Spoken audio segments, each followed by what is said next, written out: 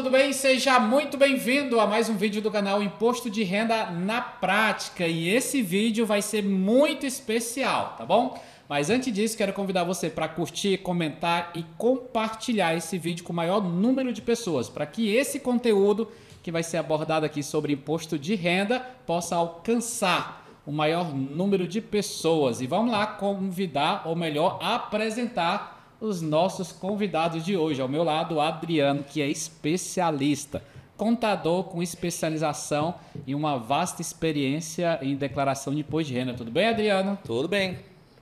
Estamos aí. Firme e forte? Firme e forte. Só esperando o dia 15 de março para dar o start. Ó, bom demais. Já tá ansioso, Adriano. Já tá muito ansioso, né? Percebeu a preparação? E do meu outro lado, Cristiano. Firme e forte, Cristiano. Firme e forte. Preparado para as declarações de imposto de renda esse ano. Também ansioso, dia 15 de março. Na verdade, a gente tem que começar a preparar no ano anterior, né? Muita gente fala assim, não, vamos começar a preparar agora. Tem que começar no ano corrente, não na verdade no ano seguinte, mas preparados. Muito bom. Cristiano também é contador com uma vasta experiência em declaração de imposto de renda. Falando em experiência, eu acho que no mínimo aqui deve ter uns 30 anos de experiência, né? Quantos anos, Adriano? 30 só tenho eu, ué. 30 só você, né? Só Eu tenho uns 15, um pouquinho mais aí, 15, 16, 17 anos. É, eu sou o Tem imposto de caçula renda. da turma, então. Eu tenho uns 10 anos. 10 anos. É. Tô velho, viu? Já fizemos boda de ouro aí. Mas é agora que eu tô pensando, eu acho que eu tenho uns 3 ou 4 anos que eu tô falando que eu tenho mais de 10 anos. Já tá na hora de... Tá precisando atualizar, né? Beleza, então, o nosso objetivo aqui é compartilhar conhecimento e informações que vão te proporcionar segurança e principalmente tranquilidade ao elaborar sua declaração de imposto de renda, tá? Nós estamos gravando esse vídeo no dia 31 de janeiro de 2025, ainda, né, sem as novas regras para a declaração de imposto de renda deste ano, desse exercício de 2025.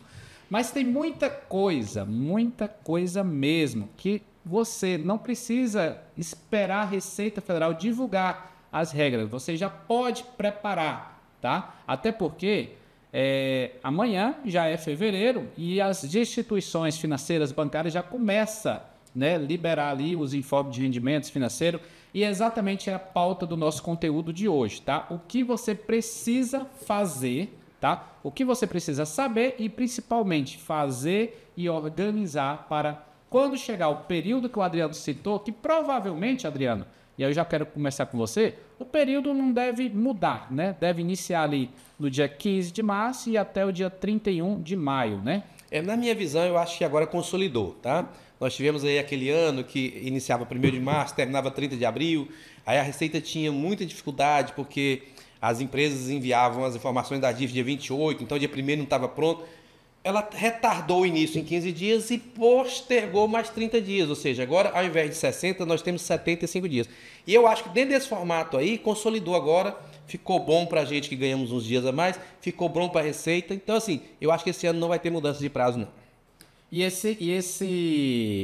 essa data já consolidada agora, que agora começa no dia 15 de março, ela teve um motivo muito bom, não foi, Cristiano? Porque assim, querendo ou não, os primeiros contribuintes que enviavam as declarações, eles não podiam fazer a declaração pré-preenchida, tá? Obviamente, principalmente aquelas pessoas que tinham ali o desejo de restituir mais rápido, fazia ali sempre no primeiro dia útil, né, de fazer a declaração, e aí ele não podia pegar o arquivo, porque só depois a Receita. Então, ela tardou nesse processo para depois já iniciar com isso, para incentivar realmente isso, né? Exatamente. Existia essa questão da pré-preenchida, acho que tem uns 3 anos que ela foi lançada, 3 ou 4 anos, se não me engano. Só que como era 1º de março, a Receita Federal não tinha as informações ainda, porque a grande maioria das empresas entregava essas informações de DIRF, informes financeiros, até o dia 28. Um dia a Receita não tinha essas informações, então ela sempre segurava a pré-preenchida, geralmente saía lá depois do dia 10, mais ou menos. E aí também para ajudar a própria Receita Federal, falou, não, vamos começar no dia 15, porque a gente já consegue processar todas as informações que foram prestadas pelas fontes pagadoras e demais entes, e aí eu consigo entregar uma declaração pré-preenchida para o pro meu contribuinte já mais correta e com prazo suficiente também, porque aumentou 30 dias a mais também, né? Diminuiu 15 no início, mas aumentou 30 no final. Então, acabou ficando bom para o contribuinte. Então, eu acho que foi bom para todas as partes. E a declaração pré-preenchida, queira ou não queira, uma mão na roda, porque evita-se erros e tudo mais. Só que lembrando, né? Pré-preenchida não quer dizer que está correto. Tem que se conferir tudo muito bem conferido. E cada ano que passa, a Receita está disponibilizando mais informações na declaração pré-preenchida.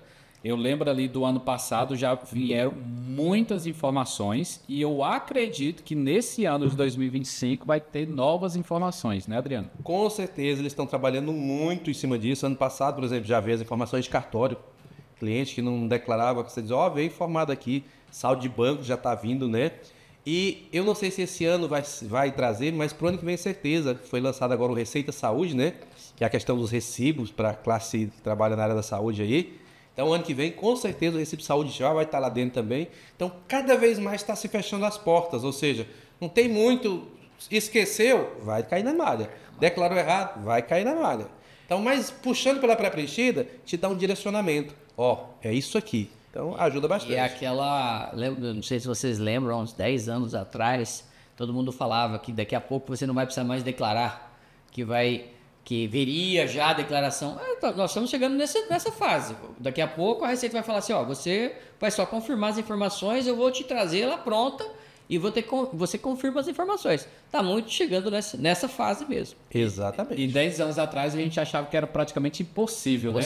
Possível. Cada vez mais por conta da complexidade de uma declaração. Mas eles começaram a amarrar aqui, amarrar ali, e hoje já vem muita coisa preenchida. E é bom que a gente também consegue fazer uma conferência, por exemplo, questão de plano de saúde, é uma coisa que dá muito erro. O plano de saúde entrega uma informação lá para a Receita, depois mandou um informe com outra informação para o contribuinte, e aí você tem que, peraí, qual que está correto? Ele vai atrás do plano de saúde, não, é que tinha esquecido de mandar o informe correto e tudo mais, então ajuda muito. E essa questão da evolução ela é muito importante, que ela acontece em todas as áreas. E eu aprendi uma coisa, todas as vezes que eu falar assim, isso é impossível porque hoje não tem tecnologia. No momento em que surge a tecnologia, dá um salto. Eu sou do tempo da fitinha do videocassete. Você ia lá na locadora, pegava, levava, tinha que rebobinar. Às vezes você estava no final do filme, estava com defeito. Aí começou a surgir os primeiros streamings, cheio de problema, que não rodava. Hoje aí, é só ter tecnologia. A Receita só está esperando tecnologia. E como a IA tem avançado muito, amigo, pode preparar, tá? Ela vai cruzar tudo que for possível, não vai precisar de gente. Vai fazer tudo ali, dentro do computador. Automática, né? Exatamente. E dentro desse assunto, né, de cruzamento de informações, a gente viu aí esse assunto tão polêmico que começou em 2025, né? Por força aí da Instrução Normativa 2219. Tal do Pix, taxação do Pix. E aí? Muita falta de informação, na verdade, né, Sandra? Lógico que a Receita ela quer buscar arrecadação, é o papel dela, a gente não pode tirar o papel dela. Porém, eles só estavam, eles com a 2219, eles só melhoraram o que já existia. Existe desde 2015, se não me engano, existe já uma declaração feita pelos bancos, informando se a gente tem uma movimentação pessoa física acima de R$5.000 mês. No semestre eles vão informar lá, olha, esse mês foi 5, outro mês foi 7, outro mês foi 8, já existe. Só que o que eles incluíram? Incluíram que também as instituições de pagamentos, que hoje muitas instituições de pagamento a gente tem, Fintechs. As fintechs, mais conhecidas como fintechs, grandes hoje, né? Mercado Pago, PagSeguro, PayPal, todas essas. E elas não prestam essa informação e a movimentação por essas empresas são grande. Essa instrução normativa só incluiu elas. Ele não mudou, continuava sendo 5.000, o resto tudo igual. Ela até atualizou, porque antes era 2 para CPF e 6 para CNPJ. Isso. Ela passou de 2 para 5 para CPF e de 6 para 15 para CNPJ. Ou seja, ela aumentou o limite que não ia ser monitorado. Qual que é o problema do Brasil hoje? É a polarização. É a polarização nos extremos. A grande maioria hoje não está preocupada em saber a verdade. A grande maioria hoje, infelizmente, tá? Eu não estou dizendo Por quem a está sua certo. verdade. Eu não estou dizendo quem está certo, se é de cá ou de cá. É dizer o seguinte, vou aproveitar essa oportunidade para queimar aquilo ali, tá? E voltar. Então eu sempre digo, ó, quando surgiu a discussão no nosso grupo lá, eu fiz a seguinte pergunta. Gente, vamos refletir enquanto profissionais técnicos. A quem beneficia e a quem prejudica essa resolução? Aí começaram a puxar para o lado... Não, eu não quero falar de política. Essa resolução que diz que quem movimenta acima de R$ 5.000 no CPF e tal, prejudica quem? Ah, prejudica quem está sonegando, prejudica quem quer usar dinheiro que não é legítimo, né? Dinheiro prejudica você, trabalhador, honesto, pai de família? Não. E por que você está contra isso? Está preocupado. Entendeu? Então, muitas vezes é porque se joga na mídia todo um contexto, uma narrativa, e aí, meu amigo, é difícil de contornar. Não, ele levou a uma coisa interessante, né? Primeira vez que se isenta por uma medida provisória uma taxação que não existe, né? Tem uma medida provisória que o Pix não vai ser taxado, mas ele nunca foi taxado. E nem seria, né? Nem seria, né? Nem seria. Mas é isso. Então, assim, o conselho e a recomendação que a gente dá. Gente, quando surgir essas conversas, procure um especialista. Troca uma ideia com quem entende de fato. Naquela mesma semana, o nosso sócio gravou um vídeo. Eu vi que o Sadraque gravou um vídeo. Procura pessoas confiáveis. Não vai pelo lado político, não. Porque normalmente o lado político, todos eles têm uma narrativa que interessa ao seu lado, né? Fica no lado técnico, que aí você vai estar bem informado, não vai estar falando, como é que diz, fake news na internet. Legal, então assim, só para a gente fechar o assunto, tá? Essa instrução normativa, né, estava prevista para iniciar aí no dia 1º de janeiro de 2025, que ganhou o nome carinhoso aí de taxação do PIX, né, que previa ali um monitoramento mais de perto das operações financeiras. Que não era só o Pix, né? Que não era só o Pix, perfeito, tá?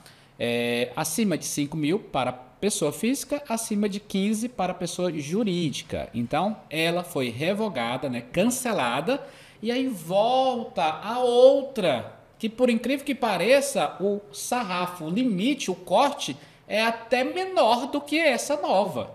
Né? É R$2.000. Ou seja, você ia ser monitorado a partir de 5 mil.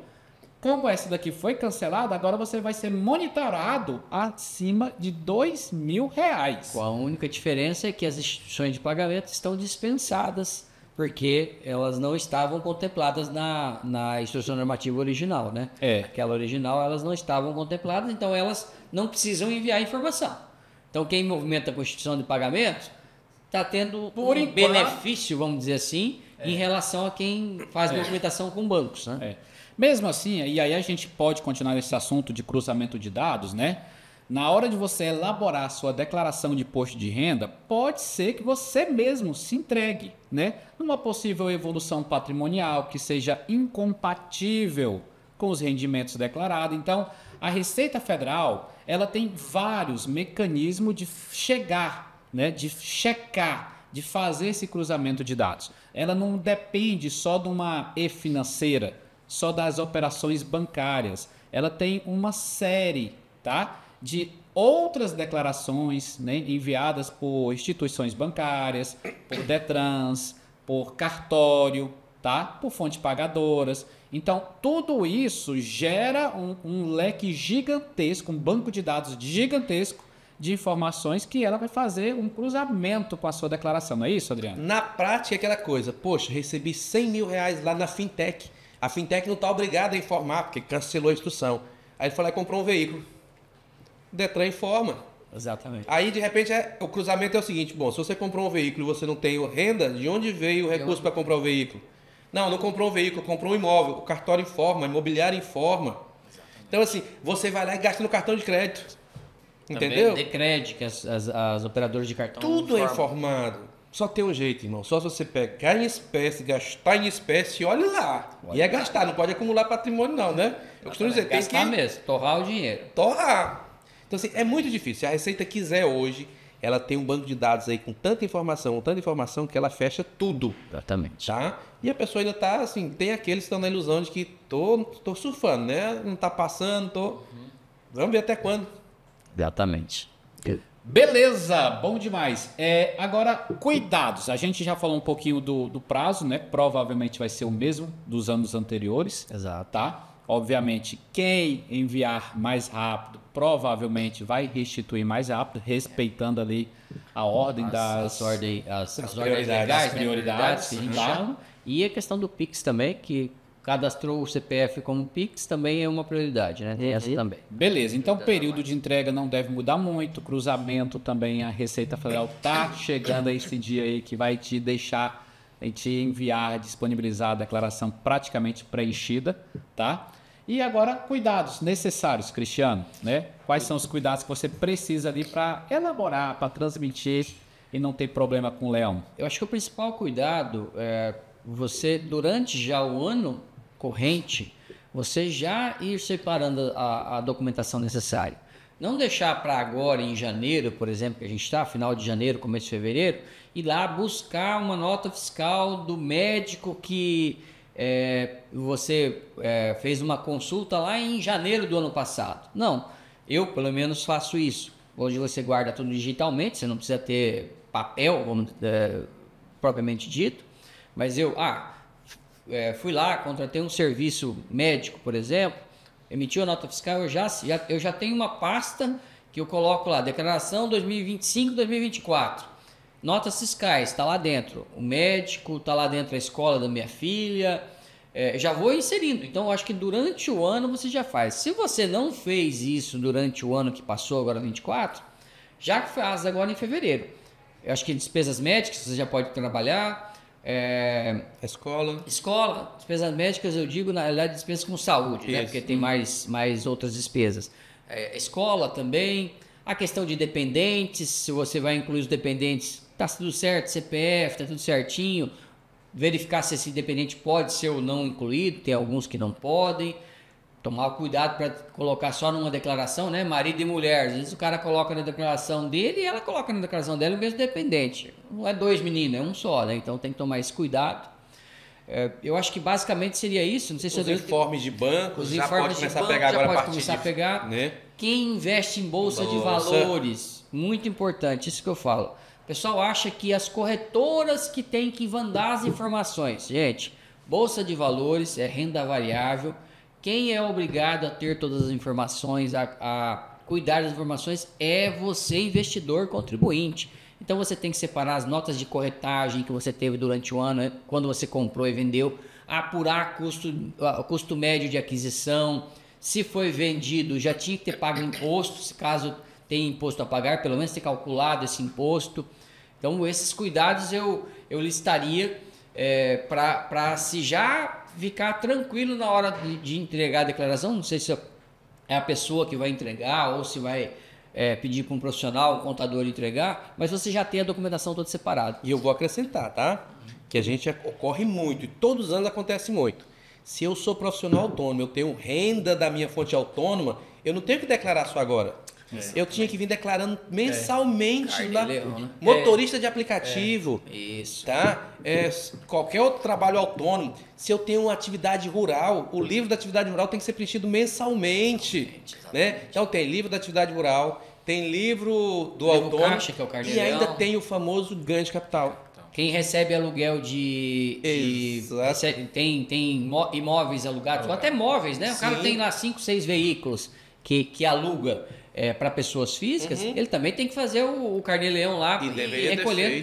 Deveria ter feito desde janeiro do ano passado e recolhido o imposto, inclusive se der imposto, desde começo de janeiro. E inclusive o ganho de capital. Ganho de capital. E era exatamente isso que eu ia perguntar para o Adriano, né? Porque existem as obrigações, né? As informações que você envia anualmente para a Receita Federal, tá? Isso é a declaração. Por isso que o nome é Declaração de Ajuste Anual, tá? Mas o imposto de renda, olha só, o imposto de renda ele é mensal. A declaração de ajuste, ela é anual, mas o imposto de renda, ele é mensal. O que isso quer dizer? Que várias situações, o Adriano já mencionou algumas delas, que você está obrigado a apurar o imposto mensalmente, né? Logo depois do fato gerador. Inclusive, a gente estava operando agora, né? Calculando ali um ganho de capital. E por incrível que pareça, por mais que a gente fala para o cliente, ele vende o imóvel e vende boa no período da declaração de imposto de renda. Não, será que eu não tenho mais esse imóvel aí não? Eu falei, e aí? Fez o que com ele? Ué, eu vendi. Quando, doutor? Não, em novembro do ano passado. Eu falei, doutor, olha só, torça para que não tenha ganho de capital. Porque se tiver, o último dia para você pagar sem juro é no último dia útil do mês subsequente. Se vendeu em novembro, teria que ser até o dia 30, né? Isso. De dezembro. 30 de dezembro, porque 31 não era dia 8. E aí, de repente, ele é surpreendido. Então, eu gostaria que o Adriano também enfatizasse direitinho essas situações dessas obrigações mensais. Então, vamos lá. Se eu sou autônomo, tenho renda como autônomo, motorista de aplicativo, se eu tenho renda de aluguel, se eu faço trabalho para... Sou CPF, faço trabalho para outro CPF, preciso declarar mensal lá no livro Caixa Carnê-Leão. É uma situação. Se eu tenho venda de imóveis, móveis, cotas societárias, moedas estrangeiras, tudo isso pode gerar ganho de capital. Eu tenho que apurar no mês seguinte da venda. Então, se eu vendi em janeiro, eu teria que ter apurado e pagado em fevereiro. Então, é no momento. Renda do exterior. Né? Se eu tenho renda do exterior, também tenho que declarar no livro caixa. Então, vamos lá. Ganho de capital, livro caixa. Aí vem as operações em bolsa. Se eu tenho ganho... Principalmente se eu vendi, né? Se eu alinhei operações em bolsa. Por exemplo, o pessoal confunde. Ah, não, mas até 20 mil reais de operação em bolsa é isento. Ações. Agora, é comum hoje, fundo imobiliário, Fiagro, né? Fundo imobiliário Fiagro, teve lucro, tem que pagar. Se o lucro foi de 100 reais, você vai ter que pagar o imposto, 20% dos 100 reais. E quando que paga? Mês seguinte. Não pagou no mês seguinte? Multa, 20%, juros mensais pela taxa Selic. Então, há essa obrigatoriedade mensal, que às vezes a pessoa, não, eu só vou fazer minha declaração. Essa declaração de ajuste anual vale muito para o assalariado, aquela pessoa que tem uma renda de trabalho assalariado, só tem lá os seus imóveis e tudo mais, não comprou nem vendeu nada durante o ano, ok. Mas muitos hoje, ainda mais hoje que o perfil de trabalho está mudando, né? Antigamente, sei lá, 90% da população era trabalho assalariado, hoje está se reduzindo cada vez mais. Então tem que tomar esse cuidado realmente. Para fechar, atividade rural, que não tem o pagamento mensal, mas olha só, são situações assim que criam constrangimento. Você tem que lançar mensal. E aí, se o contribuinte deixa para chegar para você lá no último mês do imposto de renda com a caixa de documento desse tamanho cheio de papel para você lançar, grande, não vai dar prazo. Então, tem que combinar e ir lançando mensal. O movimento de janeiro lança, fevereiro e tal. Quando chegar no imposto de renda, está tudo lançado bonitinho. Você só faz importar e está tudo bonitinho. Senão você pode perder o prazo, correr risco de tributar de forma indevida, porque chegou em cima da hora, né? Exatamente. De repente você fala assim, meu Deus, eu já estava preocupado com a declaração de ajuste anual. E agora o Adriano e o Cristiano falou que tem situações de obrigações mensais. É por isso que nós aqui do Imposto de Renda na Prática queremos facilitar a sua vida, tá? É o curso mais completo de imposto de renda do Brasil. Isso eu te garanto. E se você adquirir e realmente não confirmar isso, eu te dou duas garantias. Olha só. Uma garantia incondicional, tá? De fato. Essa, inclusive, é instituída por lei, tá? Se você comprar e não gostar, em prazo de 7 dias a gente devolve integralmente. Mas eu quero, e isso também só o imposto de renda oferece, é uma garantia condicional. Se, porventura, você assistiu todo o curso e até o dia 31 de maio, por que 31 de maio? É o último dia para você entregar a sua declaração de imposto de renda. E se, porventura, você ainda não teve todas as suas dúvidas respondidas, né? E aí vai ser Sadraque, Adriano, Cristiano, tá? Esse timaço aqui que vai estar te ajudando a elaborar com tranquilidade, com segurança. E se isso não acontecer, nós também devolveremos o seu dinheiro integralmente, tá bom? Mesmo que você já tenha adquirido, mesmo que você já tenha consumido todo o conteúdo, toda a experiência, toda a expertise, mesmo assim, você terá a restituição de 100% do seu dinheiro. Eu vou deixar o link aqui abaixo para você adquirir por esse preço promocional. É isso, Adriano? É isso aí. Isso aí. Beleza? Quero agradecer a você, Cristiano, a você, Adriano, por compartilhar essa experiência de vocês. Agradeço mais uma vez por você estar aqui conosco. Não se esqueça de se inscrever no nosso canal, curtir e compartilhar. Grande abraço e até mais!